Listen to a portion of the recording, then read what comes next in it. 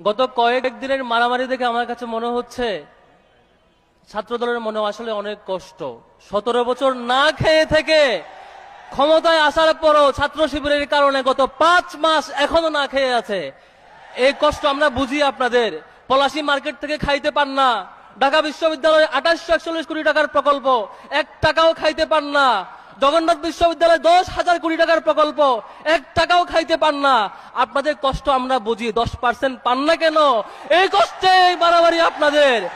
আমি তারেক রহমানকে বলবো, আগে যেমন করে 10% চুপি চাপি নিয়ে নিতেন, এইভাবে ছাত্রদলকে এখন দিয়ে দেন। তবু আর কারো চোখ উপড়ে ফেলেন না আল্লাহর ওয়াস্তে। 10% নীরবে দিয়ে দেন প্রয়োজনে, তবু ঢাকা আলিয়ার হল বন্ধ করেন না আল্লাহর ওয়াস্তে।